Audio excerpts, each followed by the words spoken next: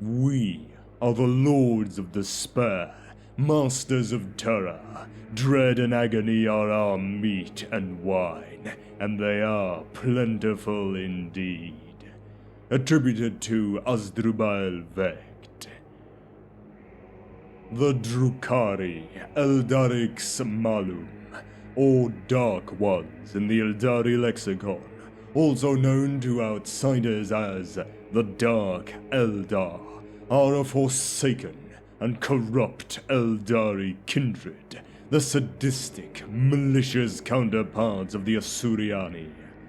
Like their cousins of the craft worlds, the Drukhari are an ancient and highly advanced alien race of fey humanoids. The alternative term, Dark Eldar or Eladrith Ineas in the Eldari tongue, was first coined by the Drukhari Archon and Supreme Overlord of Komorach, Asdrubal Vect, in the 32nd millennium. The Drukhari's armies, like their craft-world Eldari counterparts, usually have the advantages of mobility and advanced technology, though they are often lacking in resilience and numbers. They revel in piracy, enslavement, and torture, and are sadistic in the extreme. Their armies make use of various anti-gravity skimmers such as raiders and ravagers to launch high-speed attacks. They strike with little or no warning, using an interdimensional labyrinth known as the Webway to traverse the galaxy safely and far more quickly than most advanced starfaring species are able to with their warp jumps. The Drukhari are unique amongst the intelligent races of the Milky Way galaxy because they do not live on a settled world or worlds, but rather the bulk of their population is concentrated in one foul city-state, the dark city of Komorach, that lies within the ordered Imperium of the Eldari Webway. They are mainly pirates and slavers who prey on targets across the galaxy to feed their unholy appetites for other sentient beings' souls, a terrible desire called the Thirst, though they are sometimes used as mercenaries by other starfaring species. The Drukhari are the living embodiments of all that is wanton and cruel in the Eldari character, highly intelligent and devious to the point of obsession. These piratical people revel in the physical and emotional pain of others, for feeding upon the psychic residue of suffering is the only way they can stave off the slow consumption by the chaos god Slanesh of their own souls. The Dark Eldar, particularly their warrior castes, are tall, lithe, white-skinned humanoids. Their alabaster skin is death-like in its pallor, for there is no true life-giving sun within their dark realm to provide color. Their athletic bodies are defined by whipcord muscle, shaped and enhanced until they are physically stronger on average than their craft-world Eldari counterparts, as the Drukhari prize physical and martial prowess highly. And yet, for all their physical beauty by human standards, the Drukhari are still repugnant monsters. When viewed with the witch sight of a psyker, the Drukhari's black souls are revealed, for they eternally thirst only for the psychic energy of the anguish and torment of other thinking beings in order to fill their own infinite emptiness. Unlike their craft-world Eldari cousins, they do not integrate their still powerful latent psychic abilities into their culture, and indeed have a great disdain for psykers of any kind. This is because, for them, the use of psychic abilities would only further draw the attention of She Who Thirsts, also known as Slaanesh, upon them, and their souls are already at risk enough of being devoured by the Prince of Chaos.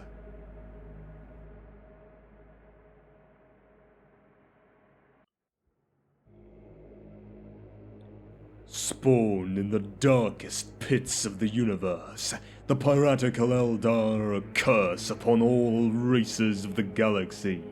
For untold thousands of years, they have preyed upon us, stealing forth from the shadows and dark places on their raids of terror and violence, massacring or capturing all whose paths they cross. That they are utterly evil and inhuman is without question. From High Lord Kuron, the Imperial Commander of Asthirax. The Drukhari are black-hearted reavers to whom the galaxy and all of its peoples are but cattle to be enslaved at will. These alien pirates strike hard and fast from the shadows of the webway, vanishing again before the foe can fight back. They are a twisted reflection of their craft-world kin. They dwell in the strange realm known as the Webway, inhabiting Komara, a cyclopean interdimensional metropolis rightly feared as the Dark City. The Drukhari feed on negative emotion, dedicating themselves to a non-stop war with the peoples of real space, in which they strive to inflict as much pain and misery as they possibly can. Forced through a dark quirk of fate to abandon the once potent psychic abilities of their Eldari ancestors, the Drukhari instead epitomize physical excellence.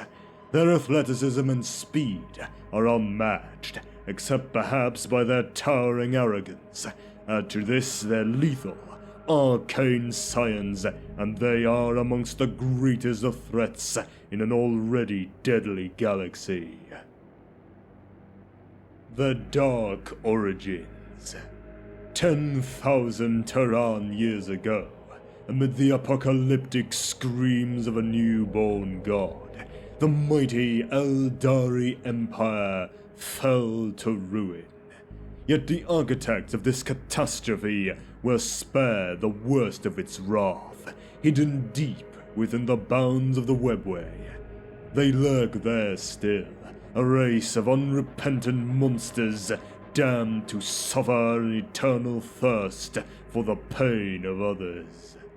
The Drukhari have fallen from true grace in the most profound of ways. Their roots as a culture lie at the very height of ancient Eldari society, when theirs was perhaps the most highly advanced species in the Milky Way galaxy. The Eldari once boasted mastery over an interstellar civilization that was the greatest seen in the galaxy since that of the Old Ones. The various cultures of the Eldari that exist today in the 41st millennium are only shadows of the glory of that ancient Eldari empire. The true origins of those who now call themselves the Drukhari can be found in hidden enclaves amidst the atrocity and mayhem of the terrible time of the fall of the Eldari, the great cataclysm that nearly destroyed their entire species. It was an event so terrible that not only did it kill trillions, but it breached the dimensional barrier between real space and the warp, and gave birth to the chaos god Slaanesh. The ancient Eldari had perfected their science and technology to such an extent that they could remake planets and quench the light of the very stars at a whim. The need for labor or hard work in their society became nothing but a dim memory of a difficult past. The Eldari, arrogant in the belief that they were now the true masters of their destiny, spent more and more of their time in esoteric pursuits and entertainments intended to escape the ennui that set in over the course of their centuries-long lives of ease and comfort. Their mind and psyche is a thing of duality.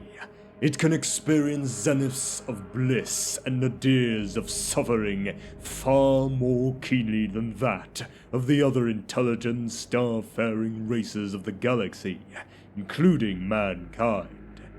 The Eldari were capable of becoming just as irredeemably corrupt as they were of transcending their flaws and touching the divine.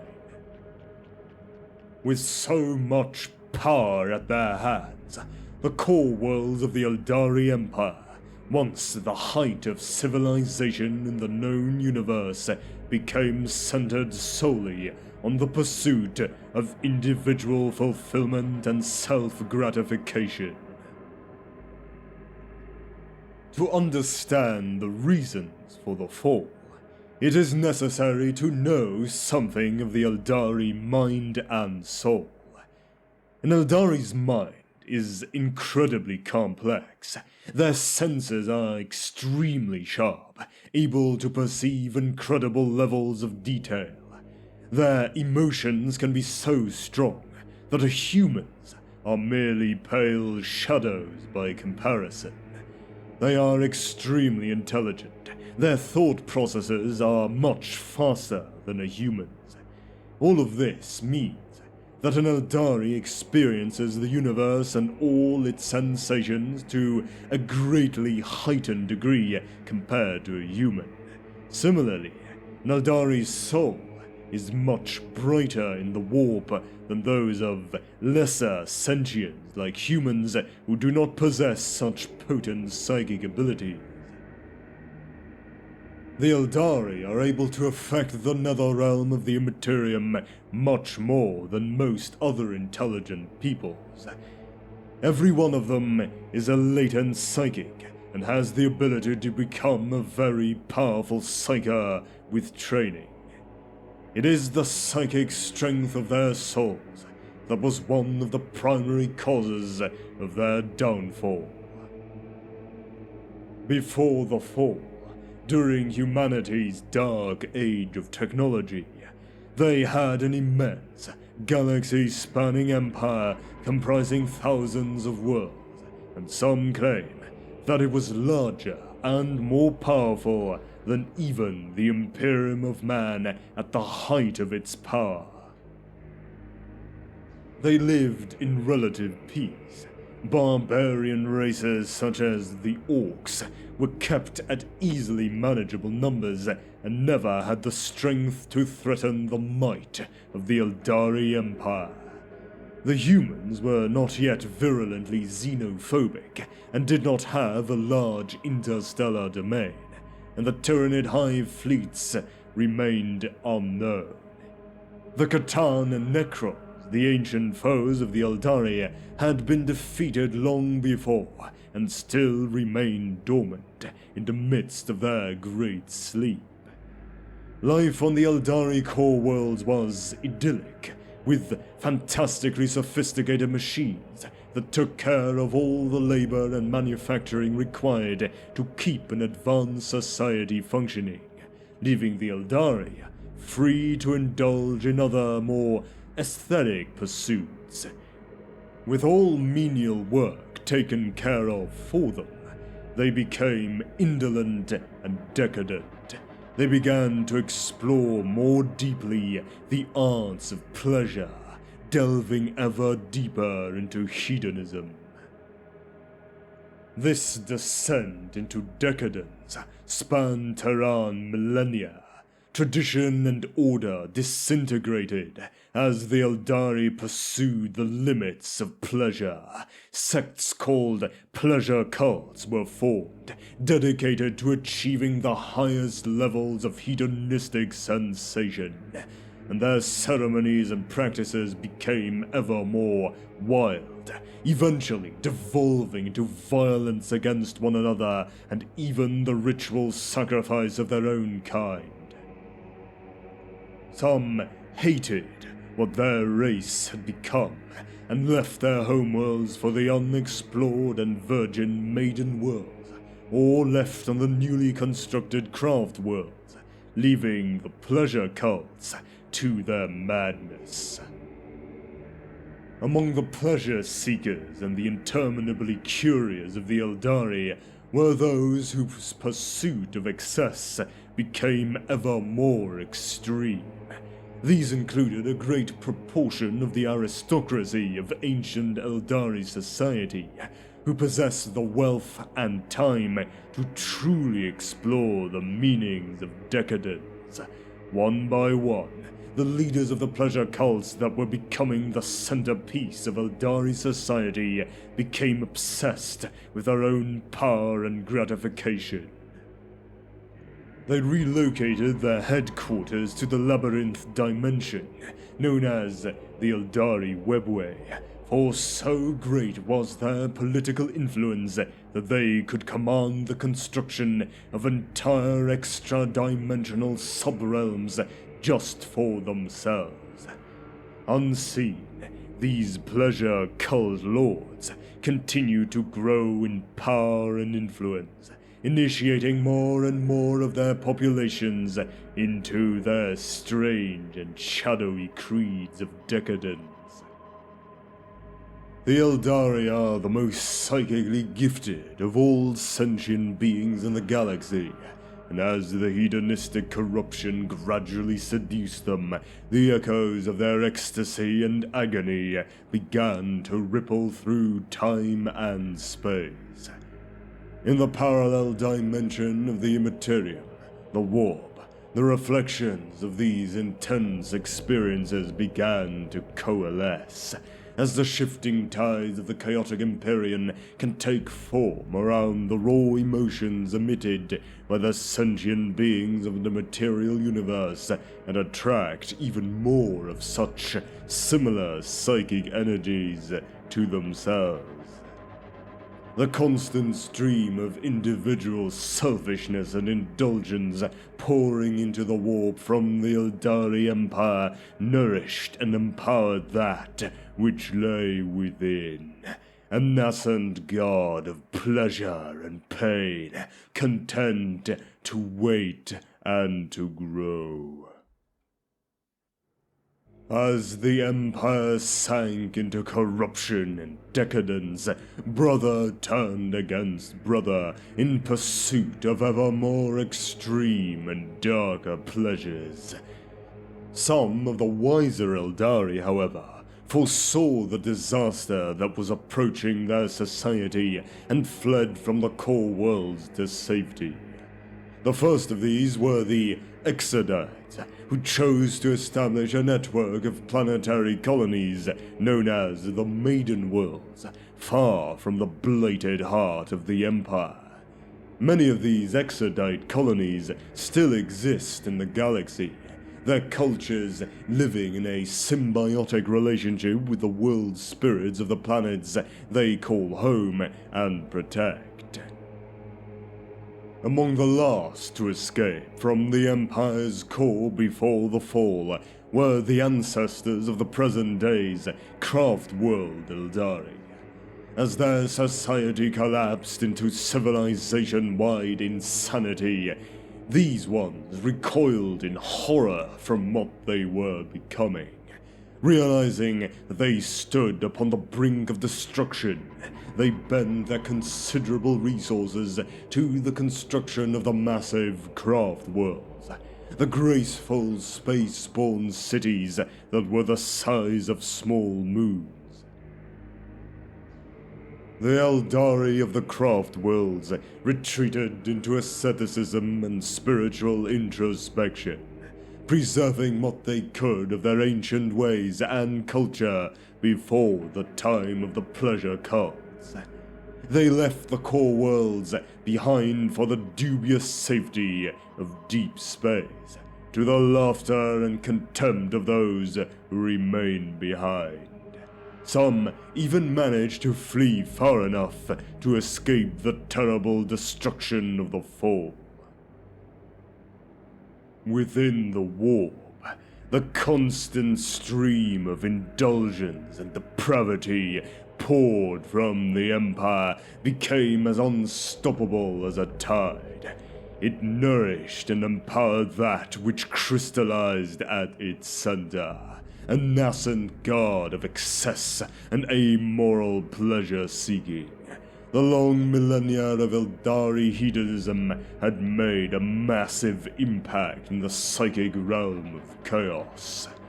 Within the warp, the decadent Eldari civilization was giving shape to a new major power of chaos, which grew and grew over thousands of Terran years, getting stronger and more defined until, suddenly, it sparked into a malevolent intelligence, a shatteringly huge and malign being with an immense and bottomless thirst for Eldari souls.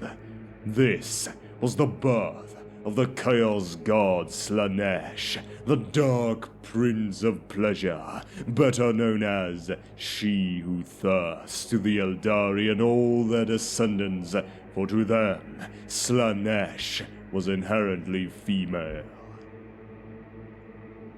The fall of the Eldari. This process of psychic gestation lasted for thousands of standard years, corresponding to the historical era that was mankind's age of technology and age of strife. Although, when Slaanesh finally came into being, the results within the material universe were apocalyptic and sudden. As depravity riddled every aspect of Eldari society, the pleasure cults sought ever more violent thrills. Before long, the streets of their cities ran with their blood. The elegant architecture of their palaces became battlegrounds as the Eldari preyed upon each other, reveling in the cruelest of crimes. Their insanity and tainted passions poured into the warp until it finally achieved critical mass. With an apocalyptic bellow that tore the heart out of the Eldari Empire, a new Chaos God was born, Slaanesh, the Dark Prince of Excess. An almighty psychic shockwave scythed across the galaxy, destroying countless billions of Eldari souls as Slaanesh's birth cries echoed through the material realm. The souls of almost every Eldari were stripped from them in an instant and devoured by the newborn Chaos God in a cataclysm of pain and terror. There were few survivors. Most were driven mad, their minds trapped half in the real world and half in the swirling insanity of the warp. A great warp rift was created in the material universe at the site of what had once been the center of Eldari civilization, encompassing almost the entire empire and creating the Eye of Terror, thus marking the end of the era known to humanity as the Age of Strife. World after Eldari world had fallen into the warp, to later be known as the Crone World. Slaanesh gorged itself upon their horror and despair. Unstoppable in its ascendancy, the new god consumed the ancient deities of the Empire and scattered their psychic remains to the far corners of the Empyrean. The Eldari civilization was gone, All that was left of the species were the exodites of the farthest flung maiden world, the craft world Eldar, who had traveled far enough to escape the aftershock of destruction caused by Slaanesh's birth and the formation of the Eye of Terror, and those adherents of the pleasure cults who were hidden in the sub-realms of the Webway. Much of the Webway was shattered into ruin by the fall, but unlike the craft world Eldar who fled the catastrophe in real space, these ones, who had built their own jealously guarded empires in the Webway, remained physically unaffected by Slaanesh's birth. The echoes of the new god's apotheosis still resounded within them, but unlike their kin in real space, they had escaped destruction. In their arrogance, they did not end their quest for excess and decadent pleasure, not even for a momentary respite following the death of their empire. Repentance and atonement were meaningless concepts for a people that no longer acknowledged any limits on their actions, regardless of the consequences. The change that was wrought upon those sealed within the Webway was far more subtle. Rather than having their psychic essences, their souls consumed in one great draught by Slaanesh, their souls slowly drained away into the warp, taken over time by She Who Thirsts. They hate and fear Slaanesh above all other things, for she was given life by their actions, and yet she waits hungrily to claim each and every one of them, now or later. Where the Eldari of the craft worlds learned to deny Slaanesh's hold upon them by using the mystical spirit stones, the infinity circuits, and the philosophies of the Asuriani path to safeguard their souls from consumption by She Who Thirsts, the Eldari of the Webway became exceptionally good at ensuring that other beings suffered in their place. As long as they steeped themselves in the most evil and savagely decadent acts, the Eldari of the Webway found that the curse of Slaanesh upon their people could be avoided. The psychic energy generated by the suffering and agony of others nourished their diminished souls and kept them vital and strong, filling their spare frames with unnaturally robust energies. Assuming that they could feed regularly enough upon the miseries of other intelligent beings, they became psychically immune to the passage of time, earning a twisted form of immortality. And so it was that the Drukhari were born, a race of sadistic murderers and fiendish torturers who feed upon the suffering of others in order to prevent the slow death of their own immortal souls. 10,000 standard years later, in the 41st millennium of mankind, Slaanesh's thirst consumes them still. There truly is no escape, for they have only exchanged a horrible but quick death for an eternity of infernal hunger and the infinite emptiness wrought by self-absorption and pure, amoral selfishness.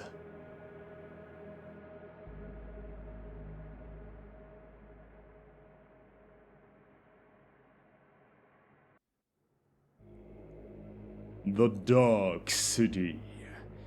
Komorah was originally the greatest of the Webway port cities, impossibly vast and able to transport a fleet to any of the most vital planets of the Eldari Empire by virtue of its many portals. Because of the access it granted to the far-flung corners of real space, this mighty metropolis was reckoned to be the most important location in the entire webway. It was too valuable as a whole to belong to any single aspect of their empire, so it existed outside the jurisdiction of the great Eldari councils of that time. Precisely because of its autonomy, the Webway city port quickly became a magnet for those that wished their deeds to remain hidden from prying eyes. The realm of Komorach expanded unstoppably as wealth flowed across its borders. It spread outward into the void, consuming other Webway port cities, private estates, and sub-realms with each new expansion. It grew ever larger and more impressive as it fed on their plundered resources. Unseen, the dilettante lords who ruled its spires and dens of vice grew in status alongside their adoptive city, initiating more and more of their species into their shadowy creeds. Deep in the Webway, after the fall, the groups of pleasure cult survivors came together and laid the foundations of the vast new subrealm that they named Komorach, the Dark City, which was built on the foundations of the old Komorach. As more and more Eldari survivors from other subrealms in the Webway began to arrive, they soon added their own regions to the new realm, slowly making it even larger and more heavily populated until it became what it is today. A vast domain, an infernal city of suffering and death. To this day, the Drukhari raid and pillage the galaxy at large from their hidden subrealms in the Webway, sowing as much misery and destruction as possible, and stealing away millions of captive slaves to their lairs within the Dark City to be exploited for their own horrible ends. They are experts in the techniques of torture, as well as mental and physical degradation, as the longer a Drukhari can drag out the torture of a slave, the more psychic nourishment they can take from him or her. The Drukhari who has recently fed upon the suffering of others shines with a cold and startling aura of power, their physical form restored to beautiful, youthful perfection, even as their soul rots within its pristine shell. A Drukhari who is not allowed to partake of such dark psychic energies for long enough will become a physical shadow of their former beauty, desperately hunting for a taste of misery to stave off the gnawing thirst in the depths of their own withered soul. The Satellite Realms. If a traveler were somehow to breach Komorach's runic walls, they would first bear witness to the Dark City's tributary realms, shimmering and distorting around it. 1 minute, these vassal domains glimmer in the distance. The next, they loom so close that their palaces and minarets can be seen by the naked eye. To venture unheralded past these satellite realms is to invite destruction. Many large and territorial cabals of Drukhari reside within their twisted geometries, deadly pirate bands of pitiless warriors who live only to inflict pain on others, and will suffer no intrusion on their realms. Worse things lurk in their crooked shadows, or swoop swiftly and silently through the air above in the never-ending hunt for prey. These are the hidden domains in which the Drukhari enact their vile rites and devilish schemes. Their origins lie in the tumultuous times that preceded the fall, as the cults of excess began to thrive. Their private realms in the webway flourished unseen until the largest of their number grew powerful enough to threaten Commorragh itself. However, over the course of its millennia-long history, Commorragh has subsumed all of the vassal domains it has not yet destroyed. Within the gilded corridors and flesh pits of the myriad sub-realms frolic those Eldari who engineered the fall of their own species, laughing still at the warnings of their somber craft-world cousins. The Rise of Asdrubal Vect. Over the millennia, Commorragh grew from its shrouded beginnings into a galactic nightmare, its expansion driven largely by the machinations of one being, Asdrubal Vect of the Cabal of the Black Heart, who rose from slavery to become the true supreme overlord of the Dark City.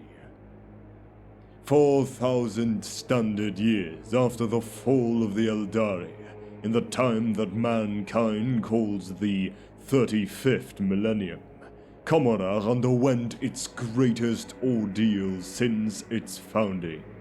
The Dark City was to be subjected to a full-scale invasion by some of the Imperium's most elite warriors. This catastrophic battle saw the rule of the ancient Eldari noble houses of the city brought crashing down. They would be replaced by a city of Kabals under the rule of Supreme Overlord Asdrubal Vect, the architect of this time of strife. Vect began his days as an Eldari slave. Yet through pure guile and murderous ambition, he eventually rose to become the leader of a militant organization that he named the Cabal of the Black Heart. By the time he had established this power base, he had been recognized by the Drukhari's true-born aristocracy as a genuine threat. The Cabal of the Black Heart was opposed at all turns by the most influential of High Commorragh's noble houses, Zelian, Krylach, and Lithian.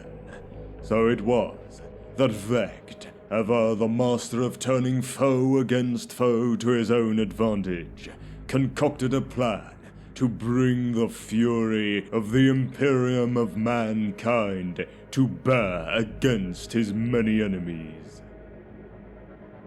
So audacious was this scheme that, to the eyes of most, it would have seemed like a horrific gamble. This could not have been further from the truth. Every angle had been carefully considered, every necessary loyalty bought beyond any measure of a doubt. Asdrubal Vect's plan to achieve ascendancy demonstrated that his mind was like some intricate and unstoppable clockwork machine. By the time the plan had run its course, millions had been ground between its merciless gears. Vect, meanwhile, elevated himself to a position of total supremacy, borne to unimaginable heights upon an ever-growing mountain of cooling corpses. The seeds of the Imperial invasion were sown in the region of the galaxy called the Desiderian Gulf. This area of wilderness space was well known among the human starfarers of the Segmentum Tempestus for the number of spacecraft that had disappeared within its confines. General Imperial practice was to avoid it at all costs. Unknown to the Imperium, there existed a vast portal into a main arterial of the webway within Desiderian space, shielded by holofields that made it appear to be nothing more than a shimmer in the starlight, perhaps a result of gravitational lensing. Behind this portal lurked the pirate fleets of Commodore, waiting for unwary prey. The Drukhari's noble houses preyed upon Imperial shipping lanes only rarely, in order to escape retribution.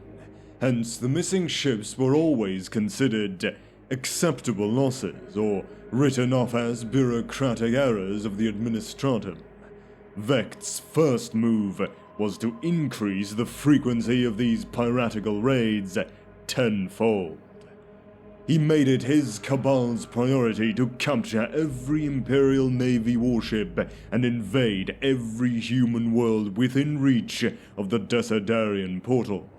He tore apart the Astra Militarum regiments garrisoning the planets of the Desiderian system, devastated their fortifications, and disappeared with his living bounty into the depths of the Dark City, leaving nothing but utter ruin in his wake.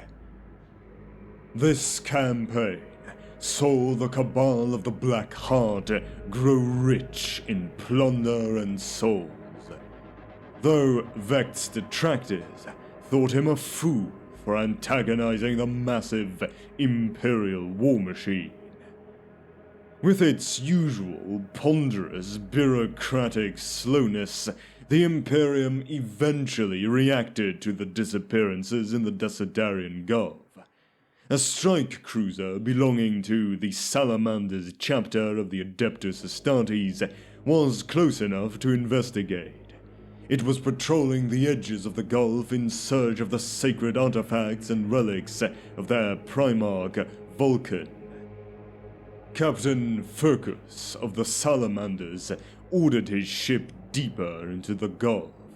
After a short but violent exchange with Vekt's Kabalite fleet, his strike cruiser Forgehammer was crippled by haywire bombs and transported through the Desiderian portal into the heart of the Dark City, Commodore. The furore that resulted from this audacious capture set the spires of High Commodore aflame with new intrigue. A space marine captain was a great prize indeed, for such an individual could withstand extreme and prolonged mental and physical torture before divulging his vital secrets about Imperial defense. Before long, Vekt found his Kabal's fleet in the Desiderian Gulf dwarfed by the armada of the Archon Lord Zelian. The Forgehammer, still rendered impotent by Vekt's haywire field, was confiscated by Zelian, taken to High Commodore and analyzed by a long dissection process.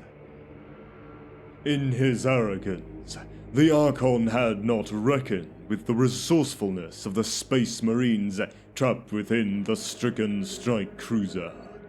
The ship's Vox communications network had been shorted out by the haywire field, but unknown to Zelian, there remained a more pervasive method of communication available to the Astartes.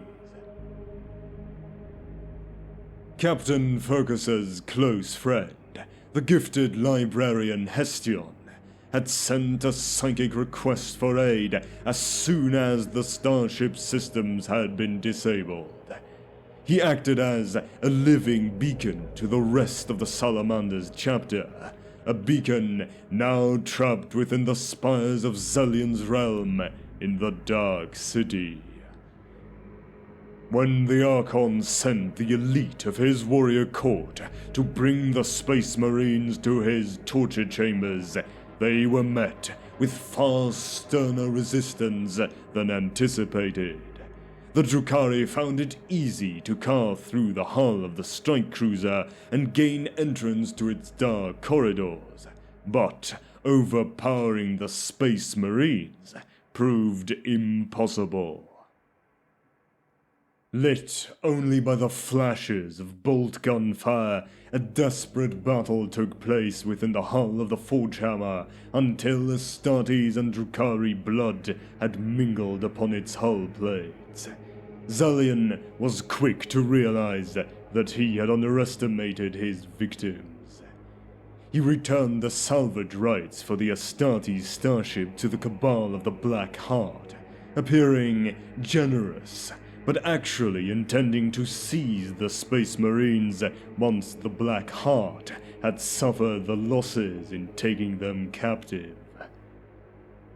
Vect readily agreed, forming small strike forces of all those warriors in his cabal whom he suspected of disloyalty, and sent them to face the strike cruiser's defenders piecemeal.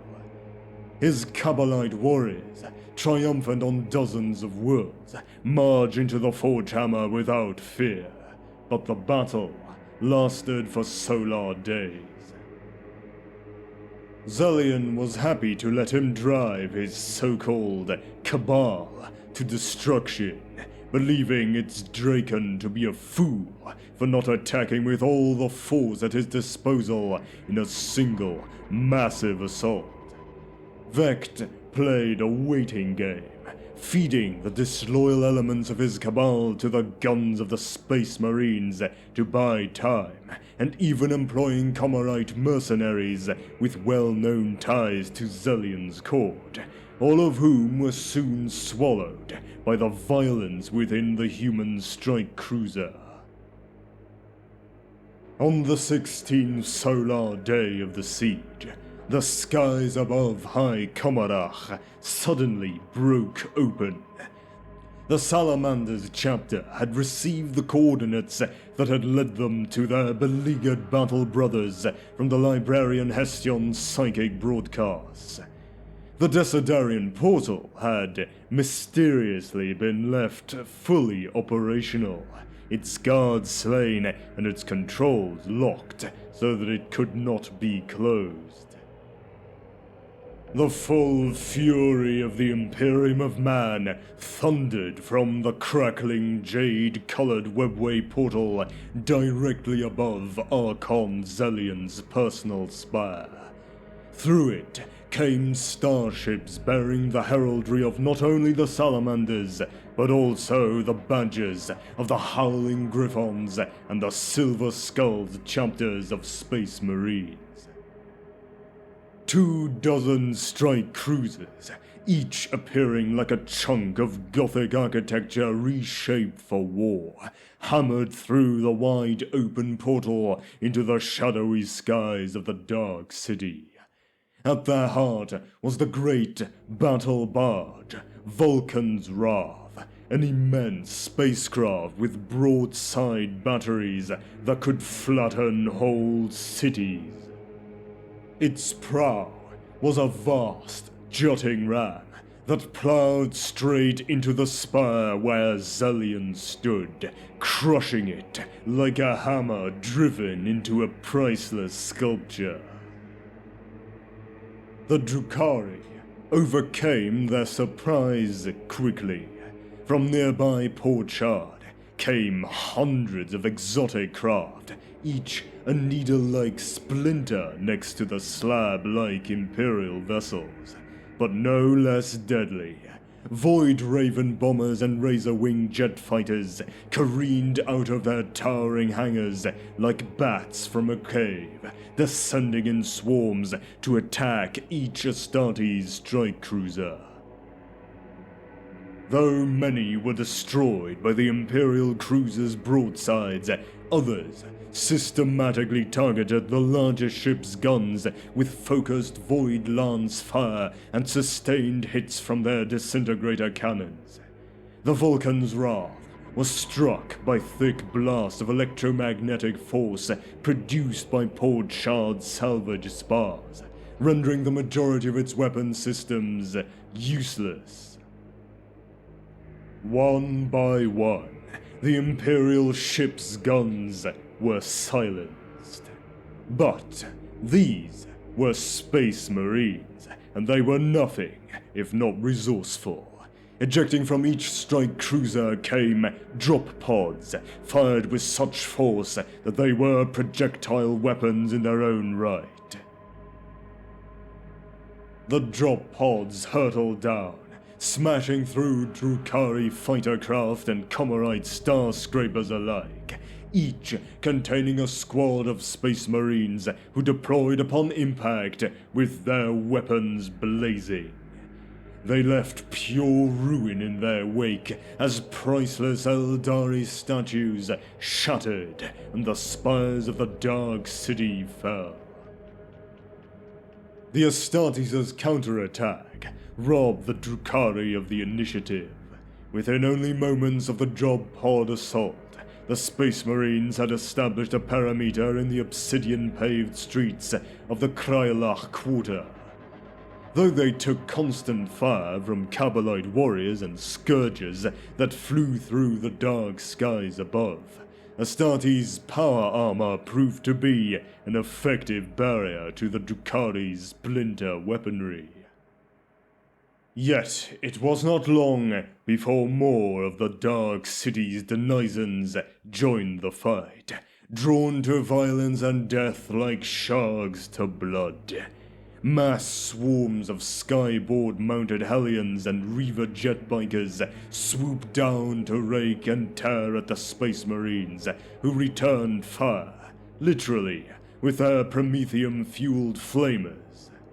The half-demon mandrakes and raider transports loaded with Drukhari warriors assaulted the Space Marines with claws, knives, and splinter pistols. Battle was joined from one side of High Comarach to the other, and the streets seethed with violence. Entire sections of High Comarach burned, as the invaders cut down or incinerated each new breed of horror that assaulted them. Word spread quickly through the Dark City of the human invasion, and high up in the arenas, the gladiators of the witch cults mobilized for war. The Space Marines within the city were 500 strong, almost half the size of a full chapter, and they maintained a defensive perimeter throughout the Krylach Quarter. High Archon Krylach himself led a massed charge against the Astartes, intending to crush the invaders that were destroying his personal fiefdom. Yet his rampage was ultimately halted by a stray blast from a dark lance that vaporized him where he stood. As the forge hammer lay shackled by electromagnetic force high in the spires, the battle in the skies of the Dark City intensified.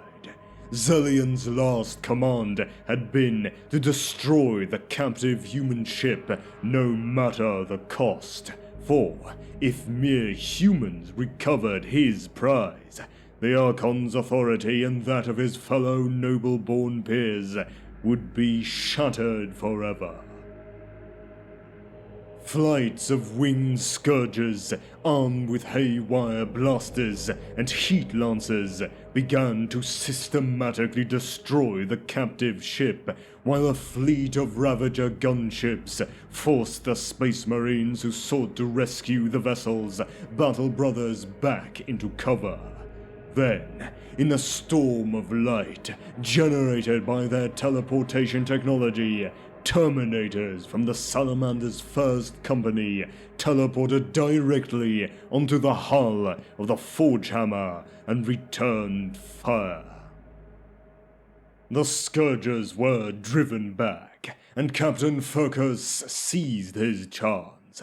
His warriors emerged from cover as a single force, sending a crack missile soaring into each of the 9 towering spars that held his craft captive with their beams of electromagnetic force. Miraculously, each missile triggered a chain reaction of explosions, and the burning spars crashed down into the streets below.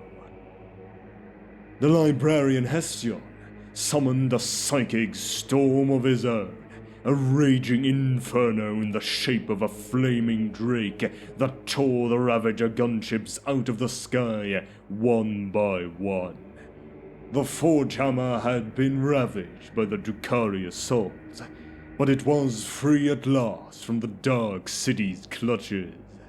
With a roar, the strike cruiser began to ascend into the sky and freedom. Far below, the Space Marines fighting in the Zellian Quarter were completely encircled as the full weight of Commodore was pressed against them, and warriors from dozens of Drukhari noble houses joined the defense of the city. Yet the Space Marines' objective had been achieved, for the Forgehammer was free. A single curt comm signal was sent, and within mere moments, the main bulk of the Marines in the Dark City teleported away in a brief burst of light. Those that had been cut off from the main assault gave their lives to buy their brethren time, or else were paralyzed by Drukhari hypertoxins and taken away to later fight and die as warrior slaves. Confusion reigned as the haywire fields that had shackled the Imperial spacecraft were disengaged one by one. The battle barge, Vulcan's Wrath, now joined by the badly damaged Forgehammer, fired its retros and disengaged itself from the ruins of what had been Archon Zellion's pride. The vast starship's engine blast flattened spires and star scrapers alike before the Space Marines made their escape.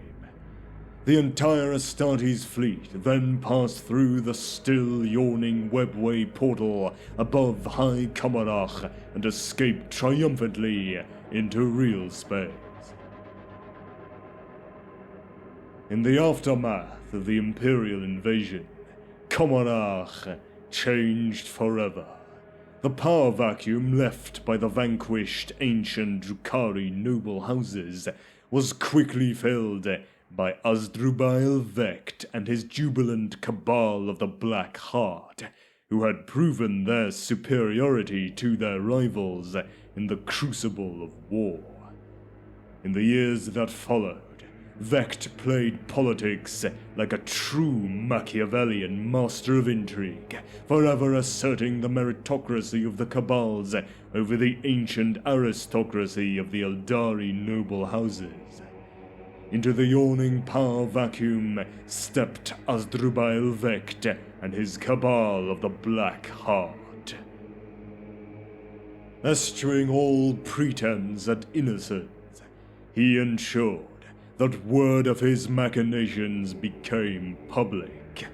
All would know that to stand in the way of Asdrubal Vect meant certain death, and in the centuries that followed, his grasp on power would inexorably tighten.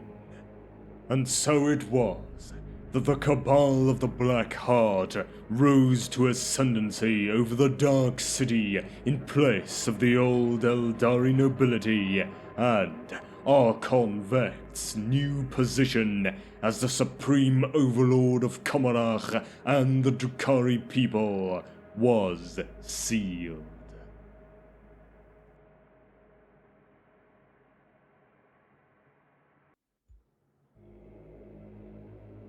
They are a scourge upon our galaxy, the most vile and sadistic of all our Xenos foes, and a peril to any who would ply the void in search of profit or gain.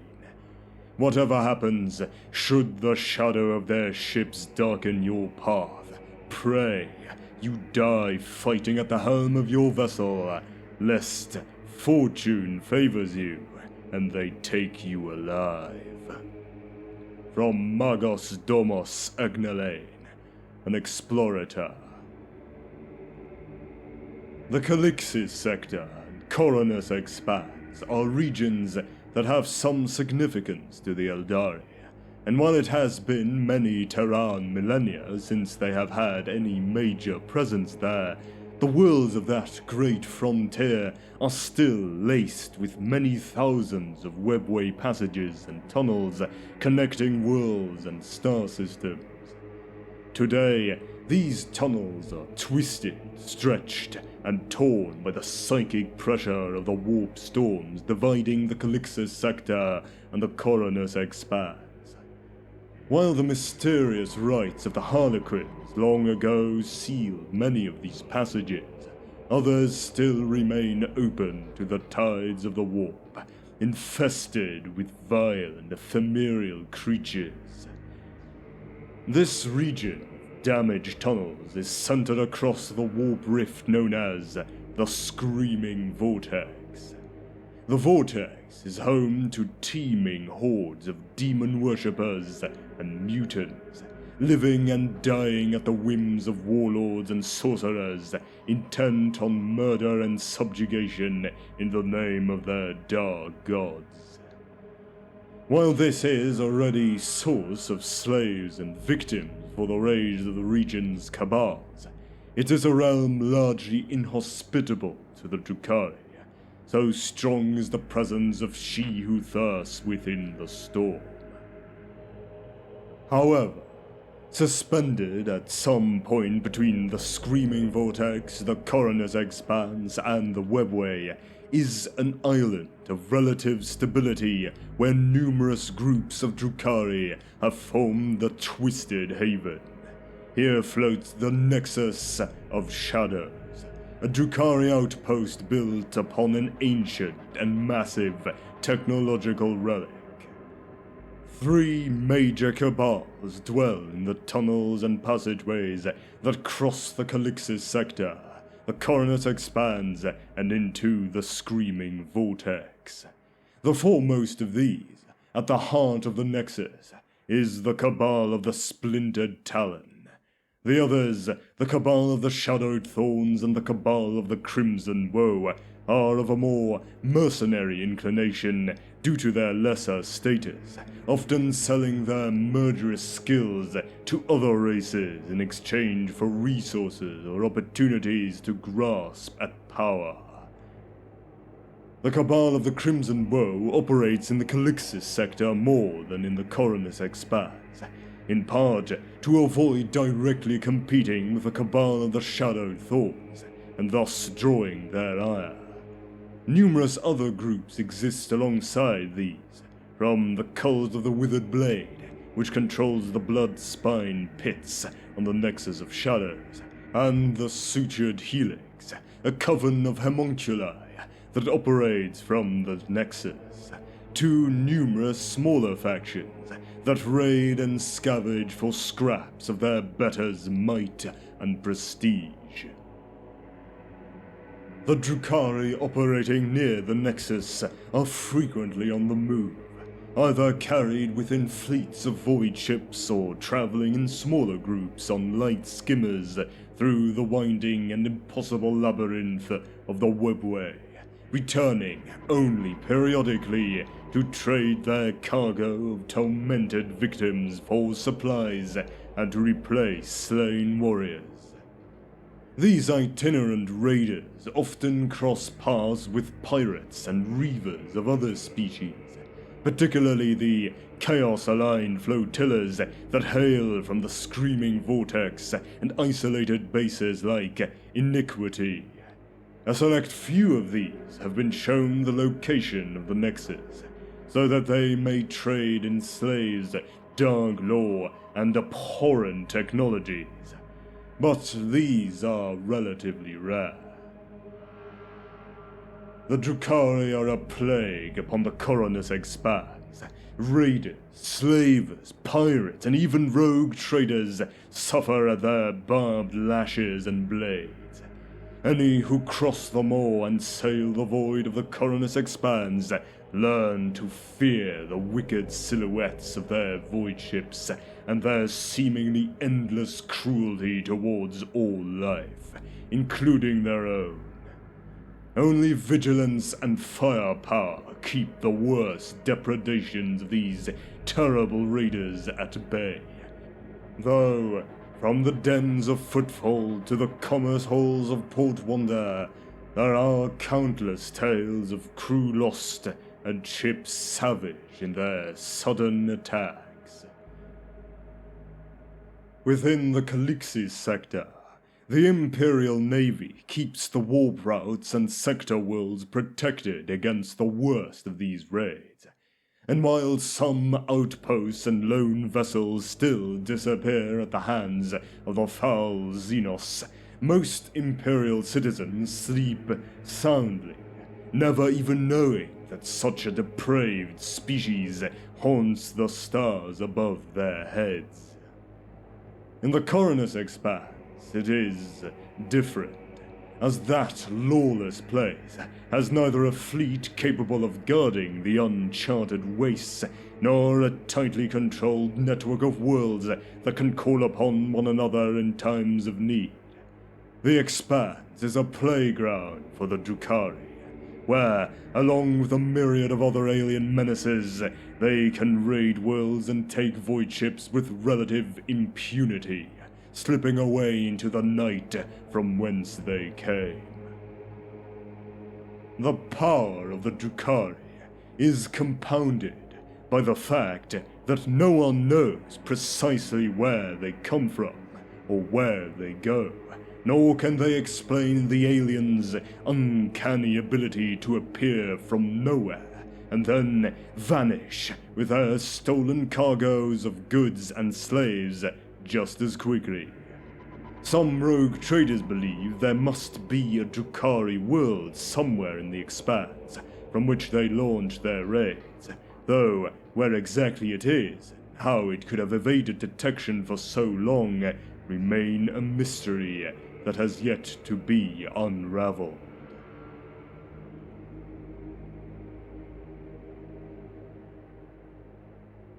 There is no good story without a villain.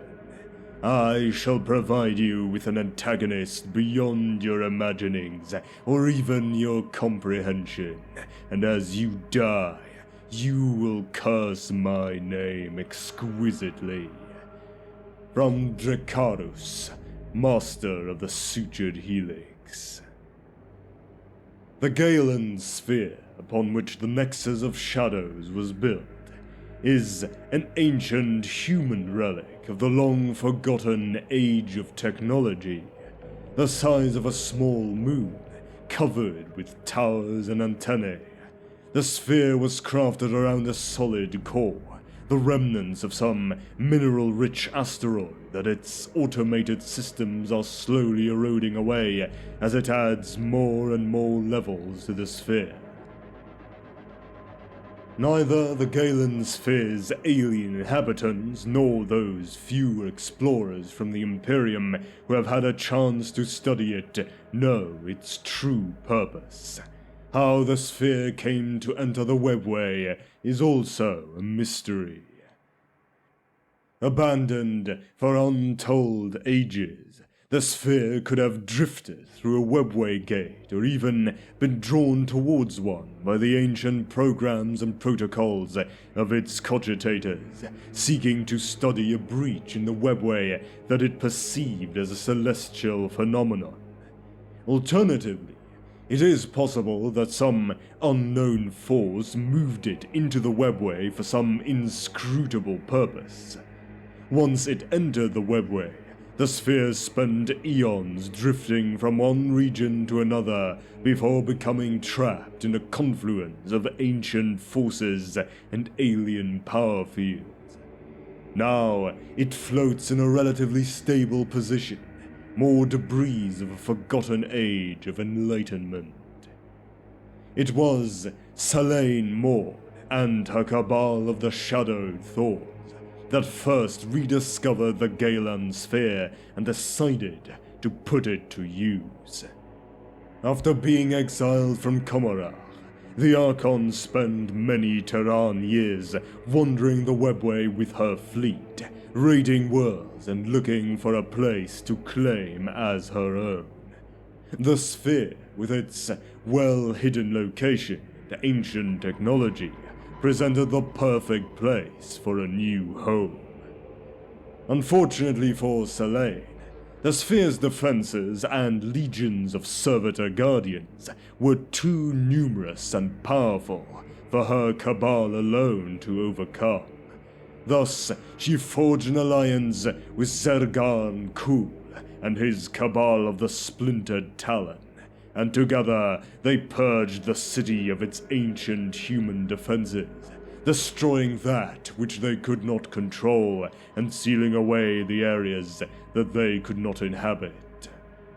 Even though their forces had secured a landing zone and deactivated the aging orbital defenses, it was to take Terran years for the Drukhari to carve out the areas where they would build their city. As more Drukhari came to the Nexus, new sections would be cleared of their ancient automated defenses. Often, the Drukhari would drive thousands of slaves into an area to identify these dangers, or simply to exhaust a turret's ammunition so it could be destroyed. Other Xenos races were also allowed to settle in the Nexus as part of trading missions, though these aliens had to clear their own areas for habitation. The lasting result of this wanton conquest by the Drukhari and their allies is that many areas of the Nexus still show signs of battle, and the stripped remains of the combat machinery of the sphere is a common sight along its shadowed streets. Occasionally, its old defenders rear their heads once again, but the Drukhari usually put them down swiftly. Almost immediately after their arrival and its establishment as a port, the Nexus began to operate as a hub for trade and a base for raiding. Close to the Coronis Expanse and the Calixis sector, it opened up fresh opportunities for slavers and worlds that before had been out of reach or too dangerous to raid using the fractured remains of the webway. The Nexus of Shadows quickly grew in size and wealth on the backs of its slaves, despite the fact that most Drukhari of Comarach at least openly shunned the cursed place and the outcasts who lived there. The Xenos of the Coronis Expanse and the heretics of the Screaming Vortex have no such compunctions, however, and have found the Nexus to be a useful place to trade and congregate, a place far from the reach of the Imperium and utterly hostile to its agents.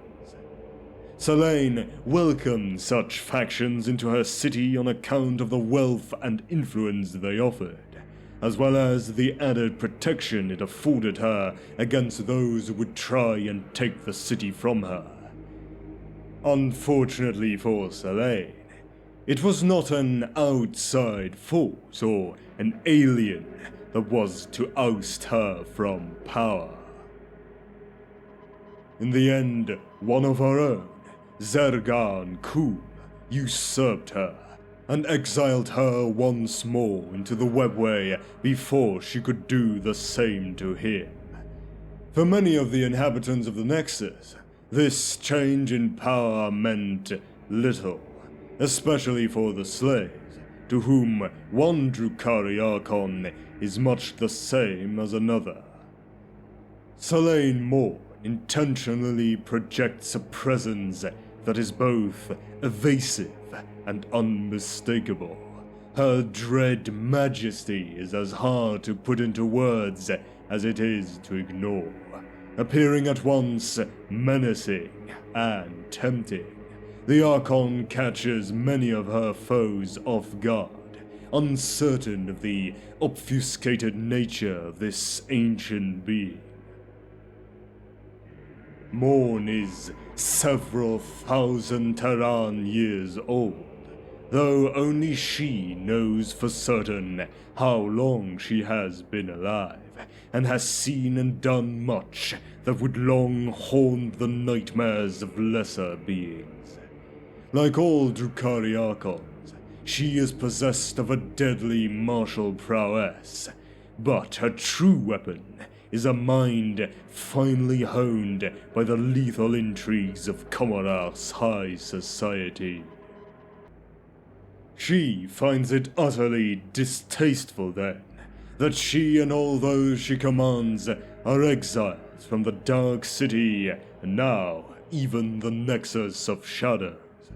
At her grudging command, the warriors of her cabal have turned to mercenary work, selling their efforts to lesser beings as part of a plan to regain the power she once possessed. On the rarest of occasions, she deigns to speak to these prey creatures herself.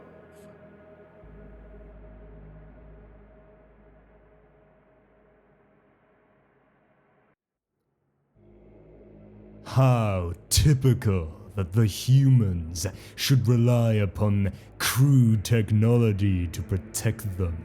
How fitting that we, the Dark Eldar, should kill them where they feel safest. From Krageth of the Slaughtered Heart. Drukhari, like most Eldari kindreds, make use of advanced technology, including anti-gravity devices, dark matter weaponry, nanotechnology, and psychic artifacts.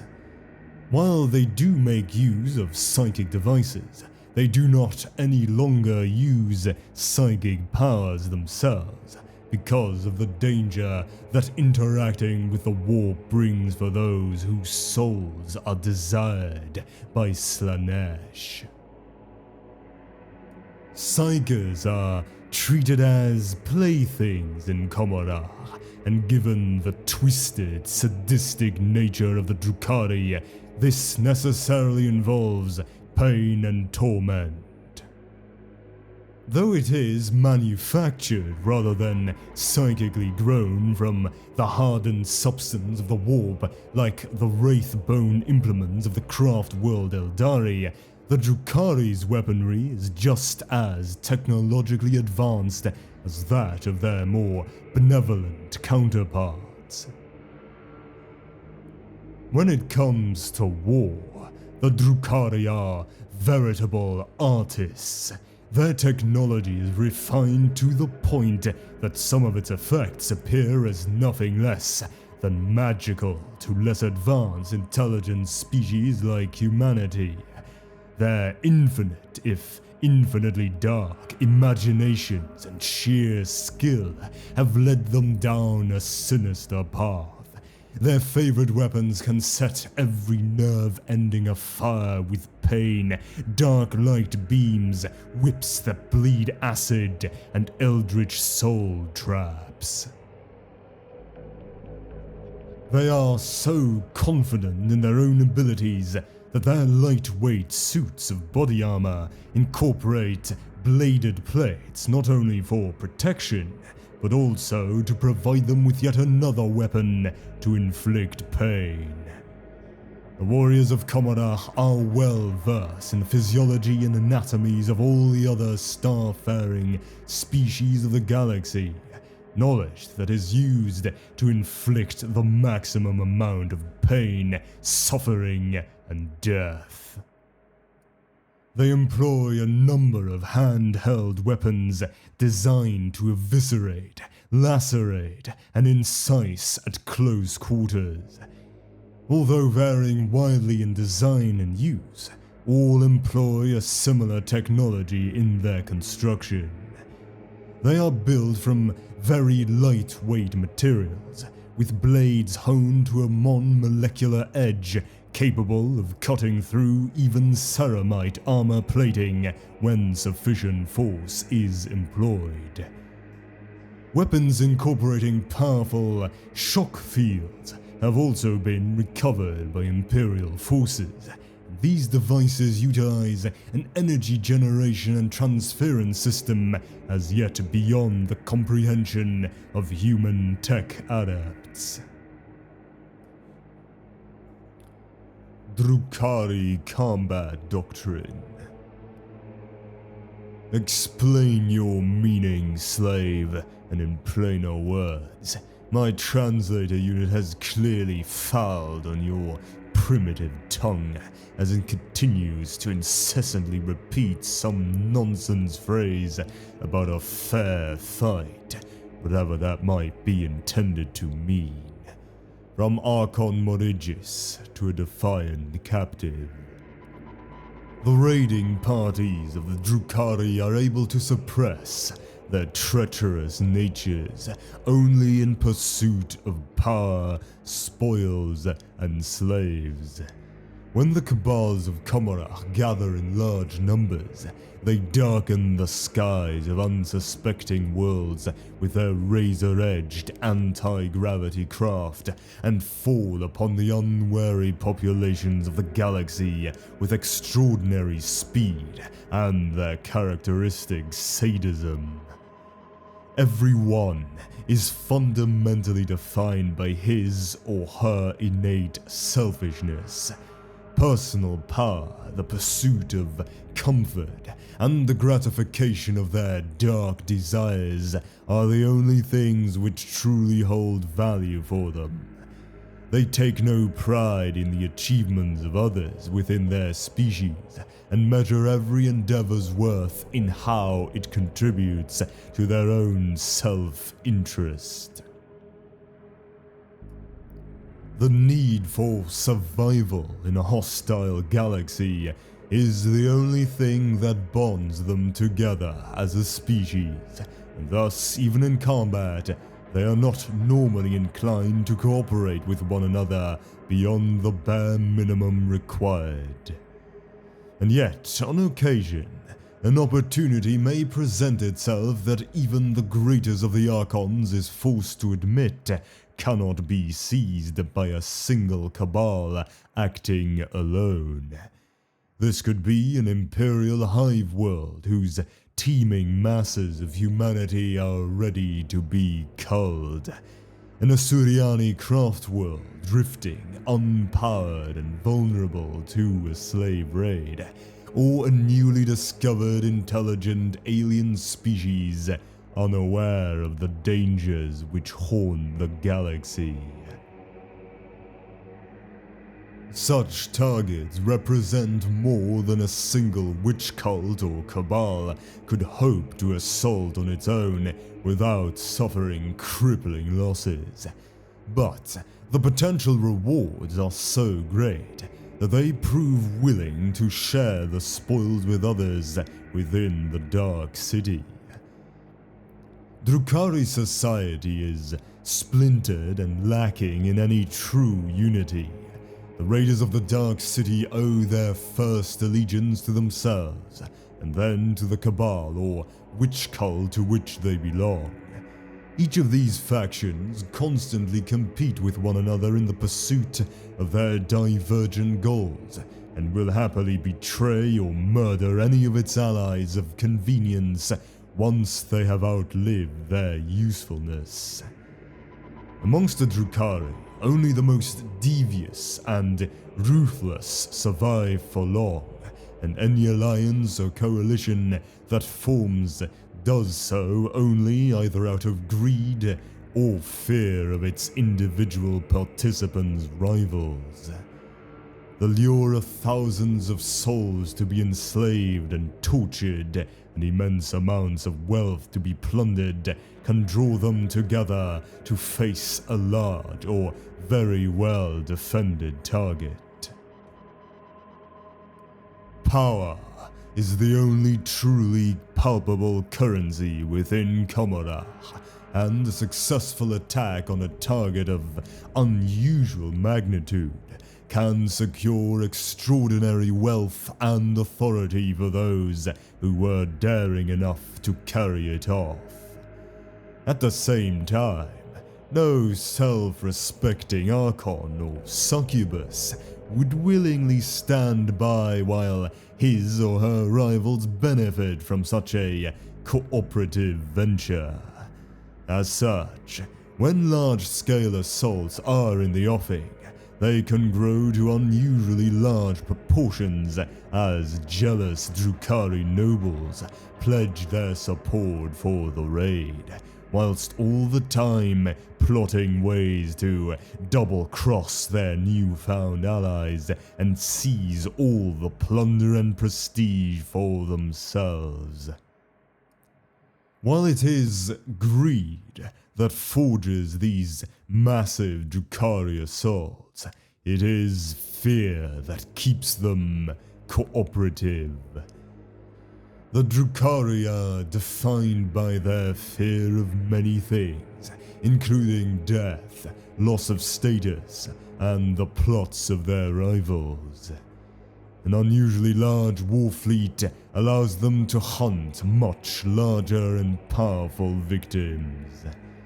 However, just as a raid that earns victory returns with great wealth and the envy of all Commodore, a failed raid will lead to a loss of standing amongst the participants and possibly enslavement by their rivals, who will immediately move to capitalize upon the raid leader's perceived weakness. By involving all of one's rivals in the attack, the risk of failure can be shared by all. Additionally, the nature of Commodore's vicious politics means that when a Drukhari faction seeks to move against its rivals, the blow needs to be decisive, overwhelming, and completely successful. Any less will result in the unleashing of civil strife that will see entire Kabals and witch cults destroyed, thousands murdered amongst the spires of the Dark City, and slavery and torture for almost all, as the enemies of both sides seize their own advantage. Because of the terrible risks involved with such reprisals, the fear of these consequences keeps most of the double-dealing and treachery within a large war fleet to a minimum, until the participants return with their spoils to Commodore, of course. Now on to real space raids. Every weapon your prey wields can be turned against them, given sufficient application of wit. From Archon Drukhari Zuskul. The strike forces of the Drukhari, despite consisting of treacherous and scheming murderers, work like well-turned machines upon the battlefield. Raids are planned in meticulous detail by the Archons and Succubi that lead them, and hidden routes through the webway are opened in readiness for the assault. Only the most capable are recruited for each real space raid, which is why Drukhari warriors are such determined opponents, and why their bitter rivalries are set aside during battle. Working in concert ensures that not only is the greatest amount of punishment inflicted upon real space, but also that the maximum number of victims can be taken back to Commodore. Vendettas are revisited only once the captives are divided, for above all the Dark City requires a steady intake of fresh souls. The Kabals regularly launch piratical invasions, so there is much to be gained from being part of such an organization. The thrill of hunting lesser mortals, the chance to personally capture new slaves, but most importantly, the revitalizing feast of unbridled destruction at a Hun's end. Upon the Kabal's return to Commodore, thousands of captives will be traded as currency, put to work in the hellish depths of the weapons shops, rendered down in flesh throughs, or tormented unto death, their demise drawn out so that their captors can gain the greatest amount of sustenance from their misery. Though many raiding forces coalesce around the warriors of a particular cabal, the Drukhari armies that fall upon real space are far from uniformly Kabalite in their composition. The witch cults who entertain Comorite society with their nightly displays of ultra-violence are powerful military organizations in their own right. Many Archons will insist upon recruiting bands of witches from the cult they patronize, for such warrior acrobats make deadly shock troops. Similarly, the vile, homunculus covens that lurk in the bowels of Commodore have standing armies of their own. These shambling hordes of flesh-twisted nightmares are often purchased to bulk out a raid with frightening and resilient warriors, or else accompany their leering creators as bodyguards and assistants both. Typical raiding parties will have their ranks swelled further by hirelings or opportunists from the many mercenary subcultures that exist within Commodore. Whooping gangs of Hellions and hurtling Reaver jet bikes perform high-speed flyby strikes. Jagged supersonic aircraft and flocks of murderous scourges supply the Kabalites with air cover, while hovering Ravager gunships pick off armored targets with contemptuous ease. Incubi, mandrakes, grotesques, and other freakish specialists lend a raiding party strength and versatility, and it is common for a powerful Archon to surround himself with as many such varied warriors as they can. The process of recruiting such multifaceted raiding parties is known in the Dark City as Calathriel eth Indris Clav, or tailoring the toxin to the blade, and is intended to ensure a raiding party can swiftly and decisively overcome any opposition, no matter its nature or strengths. Sometimes a powerful witch cult will organize its own raid, marshalling whole fleets of raiders and venoms to bear its bands of gladiatrixes into battle. Such raids will often be executed with a specific acquisition in mind, be it deadly new beasts for the arenas or esoteric living ingredients to render down into the potent cocktails of combat drugs that the witch cults favor.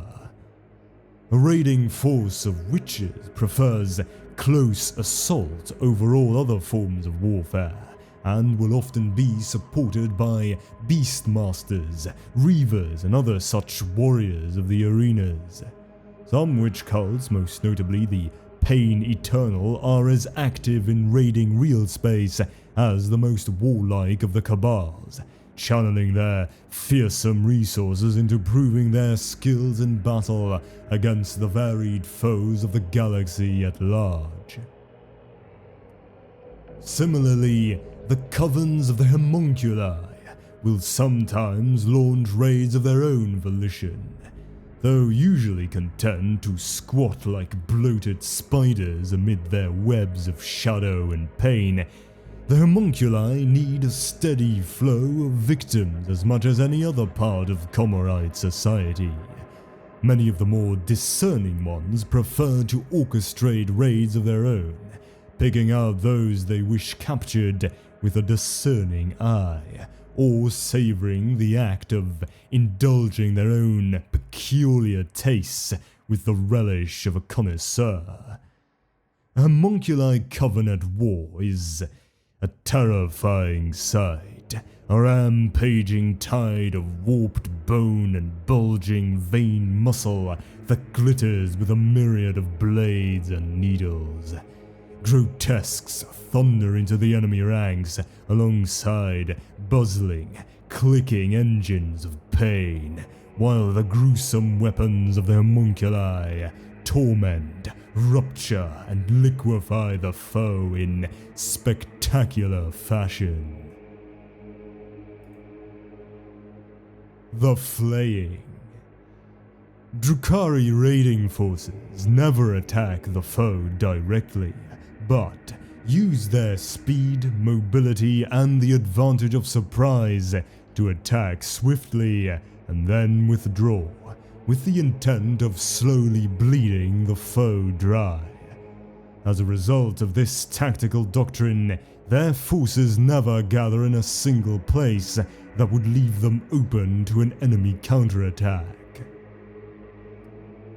This also allows them to attack the foe where he is weakest.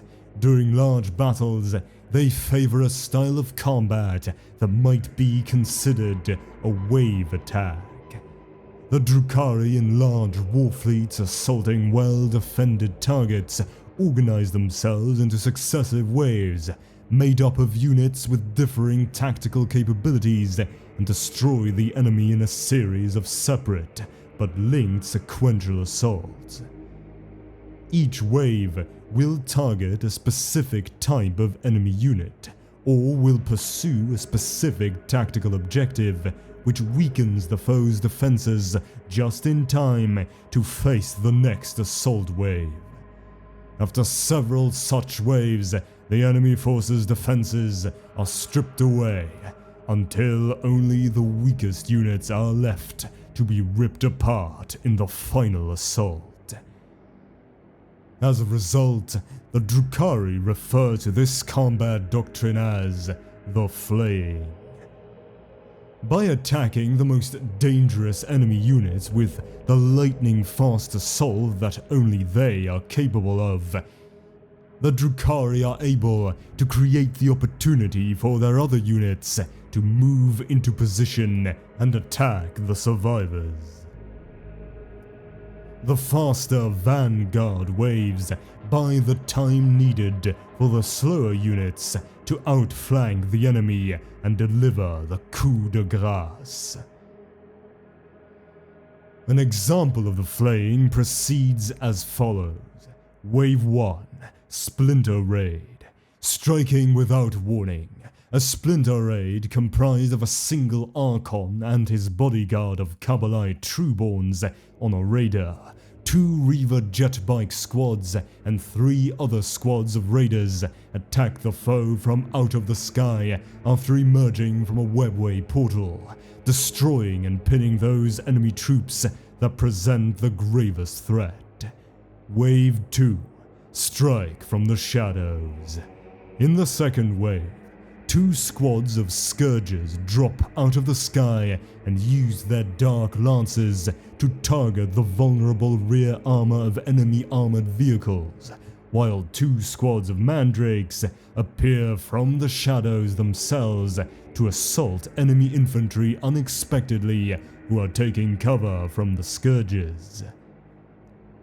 Wave 3, Mounted Kabals and Cult. units. A much larger wave of swift-moving Dark Eldar troops comprising an Archon and his bodyguard of Kabalite Trueborns on a raider, 2 squads of raiders, a squad of Hellions, a Ravager, and an entire witch cult transported by a raider swoop in to engage the survivors of the earlier wave's attacks, and in particular, this wave targets enemy command units.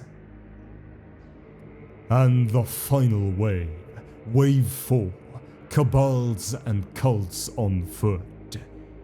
By the time the 4th wave of the Flaying breaks upon the foe, the slowest elements of the Dark Eldar war fleet have had time to join the attack. This wave includes 2 squads of Kabalite warriors, 2 squads of witches, and a pack of warp beasts led by a beastmaster. This wave moves in for the kill on the ground and catches the enemy defenders between their own advance and the Dark Eldar elements already engaged from the sky, crushing the enemy in a classic hammer and anvil movement. Once the defenders are defeated, the torture and culling of the population into hideous enslavement will begin.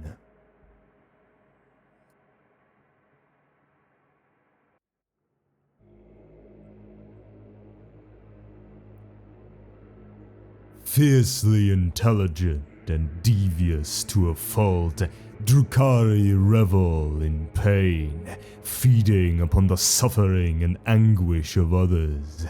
In them, the boundless and brilliant potential of their kind is given terrible purpose, and because their lives span Terran millennia, they have all the time they need to perfect their Stygian arts.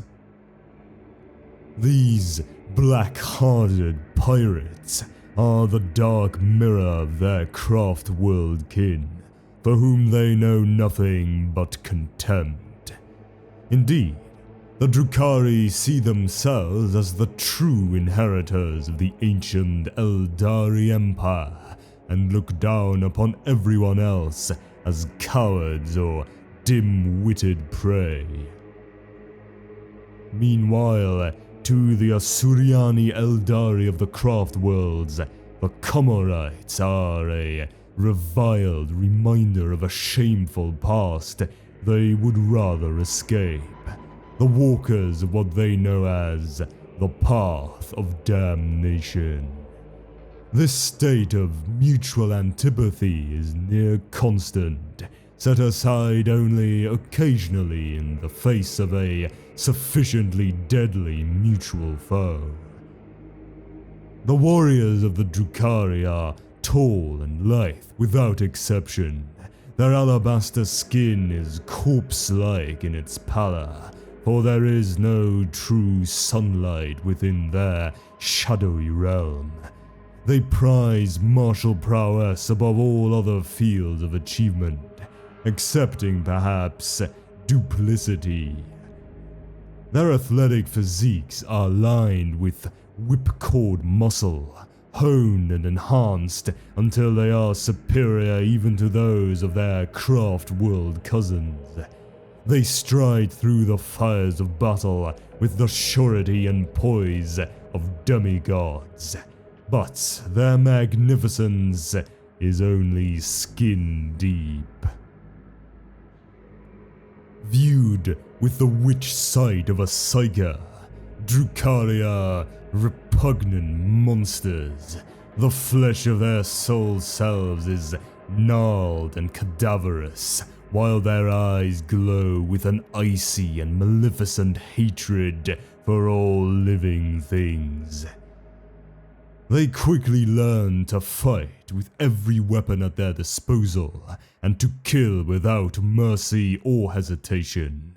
To do any less would lead them to a swift death, for amongst the entire Drukhari people, there is not a single shred of compassion or mercy. Such traits are worthless upon the night-black streets of Komara, and are best discarded in favor of a surfeit of cruelty, arrogance, and merciless ambition. Little distinction is drawn between the sexes, for an individual's skill and intellect are far more important than traits such as raw strength or gender. Drukhari's senses are keen, to the point of paranoia, their shadowed eyes and tapered ears alert to the slightest disturbance. It is said they can see in complete darkness, that they can taste fear upon the air, and that they can hear the beat of a terrified heart through a solid bulkhead door. All of them exhibit a predatory instinct that is otherworldly in its intensity and utterly necessary to their continued survival. In the dark city, the incautious soon fall prey to their lethal peers. Countless generations of physical conflict have ensured that the Drukhari are natural, even instinctive warriors, this natural talent magnified by their cruelty. However, the innate psychic abilities of their forebears have atrophied.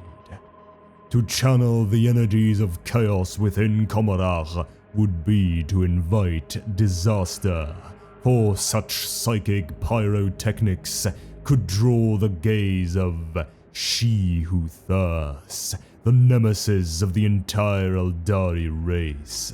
As such, the use of psychic powers is one of the few things forbidden within the Dark City. This is not to say, of course, that it has never been attempted. Rather, the punishments for those caught dabbling with the powers of the warp are so incredibly gruesome and drawn out that few indeed dare take the risk. Fewer still survive to make a second attempt. In matters of war, the Drukhari are artisans supreme, their technology refined to such a point that it may as well be magical. Their endless imagination and skill has led them down a sinister path. Their favorite tools of war include splinter weapons that can set every nerve aflame with pain, beams of dark light, whips that bleed acidic ichor, and eldritch soul traps. They are so focused on the agony of others that their lightweight bodysuits incorporate bladed plates not only for protection, but also to give them yet another weapon to use upon their prey. Collectively, the warriors of Commodore know all the ways there are to kill the other denizens of the galaxy, and delight in perfecting as many as they can. Though they turned their backs upon the material dimension long ago, when they emerge from their twilight realm, they revel in their ability to outclass their enemies. They rarely sully their tongues with the grunting languages of the lesser races, using translator technology on the occasions that communication is unavoidable. The warrior Kabals strike swiftly and without warning from portals open within the labyrinth dimension of the webway, only to disappear like ghosts when enemy resistance becomes too severe. Their piratical raids attack from above, whole armies screaming into the midst of the foe aboard a baroque grav craft before leaping down to experience the slaughter firsthand. sprays of arterial blood and explosively dismembered corpses mark their passage. The laughter of these merciless warriors, the last thing their victims will hear. To the Drukhari, the sweet fruit of horror is as pleasing as the caress of a razored blade across soft flesh. They relish breaking the bodies of their captives, but prize even more highly the crushing of their spirit, for nothing is more gratifying to them than securing utter dominion over one who has resisted them. They drink in every nuance of woe until their captives gibber and plead for death, a mercy the Drukhari are famously slow to grant.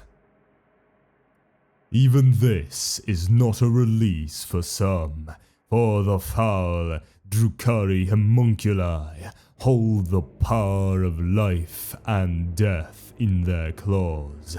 Many captives, when too broken to provide further sport, will be rent and reshaped into undying trophies or even grotesque items of jewelry or furniture. More than one homunculi's lair has sported a moaning, twitching throne fashioned from the remains of his favorite victims. Other unfortunates are rendered down, their final fate to be imbibed as an elixir or narcotic by the monstrous beings who stole their lives. Over time, the Drukhari begin to suffer more and more from the thirst. They develop an all-consuming and ever-increasing need to drink the psychic emanations of anguish and horror emitted by the souls of other beings.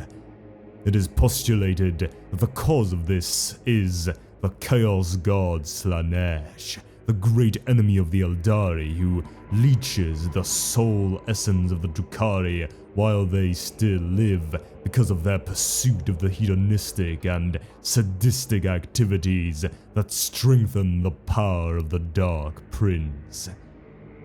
They drink the dark emotions released by the souls of other sentient beings to stave off this leeching, perhaps by sating the thirst of Slaanesh, or perhaps by replenishing the essence of their own souls with that of the consumed one. Slaanesh will also consume the souls of the Drukhari whole, should they die. They are long-lived, but not immortal. Drinking souls has a rejuvenating effect that reverses aging. Thus, they need not fear falling into the clutches of Slaanesh due to death from old age, if they have a constant supply of souls. The usual source of these souls are those of the many captives taken as slaves during raids. The Trueborns and Half-Borns. Naturally born Drukhari are rare due to the long gestation period of the Eldari infant. The ones that are naturally birthed from their mother's wombs, known as Trueborns, are often very privileged in Drukhari society because of the circumstances of their birth, and many are the descendants of their ancient noble families. As such, they are arrogant and see themselves as far better than the majority, who are born in amniotic gestation tubes and whom the Trueborn call the Half-Born. Due to the constant and high death among Drukhari as a result of their vicious and amoral culture, creating new ones using in vitro fertilization is necessary to maintain Comora's large population. Most half-born serve as slaves and manual laborers, unless they can find another way to climb the Dark City's strict societal hierarchy. Due to this prejudice, the Trueborn often gather only in squads of other Trueborn within the Drukhari Kabals, and serve as the elite Kabalite warriors that escort their Archons into battle and serve as his most elite unit of warriors. Trueborns usually sport many more advanced weapons than their fellow warriors, such as the Shard Carbine, a Drukhari weapon design that hybridizes the Splinter Rifle and a Splinter Cannon and possesses a shorter range than either. They also often make use of Dark Lances and Splinter Cannons, as well as blasters and shredders. The Trueborn Kabalite warriors are an elite group that excludes any half-born Drukhari birthed in an amniotic tube from their company. Led by an officer called a Drakon, these hardened killers carry a wide assortment of expensive and deadly weapons wherever they go, supposedly to better protect the life of their Archon, but in truth, only to better inflict more pain and death. Trueborn delight in dramatic displays of firepower, sending powerful fusillades into the enemy's ranks and leaving bodies and the broken carcasses of armored vehicles in their wake. The Dark Muses.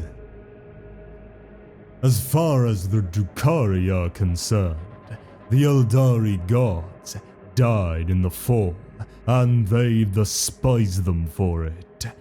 That the gods had become so weak that they could be consumed by the ascendancy of Slaanesh indicates that they never deserved to exist in the first place.